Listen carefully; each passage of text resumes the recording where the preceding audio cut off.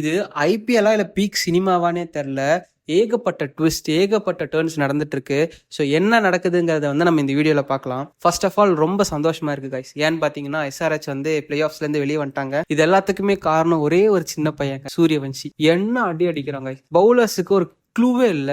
SRS bowlers டோட்டலா க்ளூலெஸ்ஸா இருந்தாங்க. First of முடியும் போதே தெரிஞ்சு போச்சு யார் வின் பண்ண போறாங்க அப்படிங்கிறது. அண்ட் அதே மாதிரி எனக்கு வந்து பர்சனலா ஆர்ஆரும் ஆர்சிபியும் ஃபைனல்ஸ் ஆடினா நல்லா இருக்கும்னு நினைக்கிறேன். ஏன்னா ஆர்சிபியும் ஜிடியும் வந்தாங்கன்னா கண்டிப்பா மேட்ச் ஒன் சைடடா இருக்கும். ஆர்சிபி தான் கண்டிப்பா வின் பண்ண சான்சஸ் அதிகமாவே இருக்கு. ஸோ நமக்கு கொஞ்சம் ஃபைனல்ஸ் பார்க்கறது கொஞ்சம் என்டர்டைன்மெண்டா இருக்கணும் அப்படின்னா கண்டிப்பா ஆர்ஆர் வந்துதான். So coming back to cricket guys, trade talks அப்படிங்கிறது வந்து ஓவரால் ஐபிஎல் சீசன் இது வரைக்குமே எப்போ அதிகமா சூடு பிடிக்கும்னு பாத்தீங்கன்னா ஆக்ஷனுக்கு ஒரு 2 or 3 monthsக்கு முன்னாடி தான் அந்த மாதிரி பிடிக்கும். ஃபர்ஸ்ட் டைம் இன் ஐபிஎல் ஹிஸ்டரியிலேயே ஒரு ஐபிஎல் சீசன் எண்ட் ஆகிறதுக்கு முன்னாடியே ட்ரேட் டாக்ஸ் எல்லாம் பயங்கரமா போயிட்டு இருக்கு. அதுல ஃபர்ஸ்ட் ட்ரேட் டாக்ஸ் எதுன்னு பாத்தீங்கன்னா நம்ம ஹர்திக் பாண்டியோட ட்ரேட் தான். ஸோ நம்ம எல்லாத்துக்குமே தெரிஞ்சது தான் ஹர்திக் பாண்டியாக்கும் எம்ஐ மேனேஜ்மெண்ட்டுக்கும் ஏகப்பட்ட ப்ராப்ளம்ஸ் போயிட்டு இருக்குன்னு. அது மட்டும் இல்லாம ஹர்திக் பாண்டியா ட்ரேட் ஆகிறது வந்து ஆல்மோஸ்ட் 50% கன்ஃபார்ம் அப்படிங்கிற மாதிரி ஏகப்பட்ட ஜேர்னலிஸ்ட் சொல்லிட்டு இருக்காங்க. பட் இது எந்த அளவுக்கு உண்மைன்னு தெரியல. அபிஷியல் நியூஸ் வர வரைக்கும் நம்ம யாருமே கன்ஃபார்ம் பண்ண முடியாது. பட் எனக்கு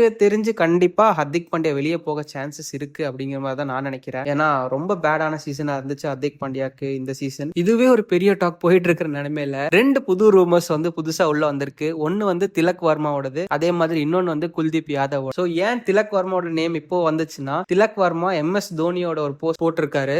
ஸோ இது வரைக்கும் எந்த ஒரு பிளேயரோட போஸ்ட்டுமே போடாம தோனியோட போஸ்ட் போட்டதை வச்சு நிறைய பேர் வந்துட்டு மேபி அவர் சிஎஸ்கேக்கு வராரோ அப்படிங்கிற மாதிரி ஒரு ரூமர்ஸ் புதுசா கிளப்பிட்டு இருந்தாங்க. ஸோ எனக்கு தெரிஞ்சு இது வந்து நடக்க வாய்ப்பே கிடையாது. எம்ஐ வந்து திலக் வர்மாவை விட சான்ஸே கிடையாதுன்னு தான் நான் நினைக்கிறேன். அண்ட் நெக்ஸ்ட் குல்தீப் யாதவ் தான். ஏன்னு பாத்தீங்கன்னா டிசி மேனேஜ்மெண்ட்க்கும் குல்தீப் யாதவுக்கும் நிறைய ஒரு இஷ்யூஸ் போயிட்டு இருக்குங்கிறது நம்ம எல்லாத்துக்குமே தெரியும். ஸோ இந்த டைம்ல தான் நிறைய ரூமர்ஸ் போயிட்டு இருக்கு. அது எப்படின்னா குல்தீப் யாதவ் வந்து சிஎஸ்கேக்கு வர மாதிரி, சிஎஸ்கே மேனேஜ்மெண்ட் கூட பேசின மாதிரியும், நிறைய டாக்ஸ் போன மாதிரியும், ட்ரேட் ஆல்மோஸ்ட் கன்ஃபார்ம்ங்கிற மாதிரியும் நிறைய ரூமர்ஸ் போயிட்டு இருக்கு. ஸோ எனக்கு தெரிஞ்சு கன்ஃபார்மா இது ரூமர்ஸ் தான். ஏன்னா குல்தீப் டு சிஎஸ்கே எனக்கு தெரிஞ்சு நடக்க சான்ஸே இல்லைன்னு தான் நினைக்கிறேன். பட் எனக்கு தெரிஞ்சு டிசி மேனேஜ்மெண்ட்டும் குல்தீப் யாதவ் ரிலீஸ் பண்ண தயாரா இல்லைங்கிற மாதிரி தான் இருக்காங்க. எனக்கு தெரிஞ்சு மேபி அவங்களுக்குள்ளேயே பேசி சமாதானம் ஆயிக்க சான்சஸ் நிறைய இருக்கு. ஸோ பார்க்கலாம் ஃபியூச்சர்ல என்ன நடக்குது, யார் ட்ரேட் ஆக போறாங்க அப்படிங்கறதெல்லாம் நம்ம இதுக்கு மேல போக போக வீடியோஸ்ல தெரிஞ்சுக்க போறோம். ஸோ இதெல்லாம் தெரியணும்னா மறக்காம நம்ம சேனலை சப்ஸ்கிரைப் பண்ணிட்டு அதே மாதிரி லைக்கும் பண்ணிருங்க இந்த வீடியோக்கு. ஸோ அவ்வளவுதான் கைஸ் இந்த வீடியோல.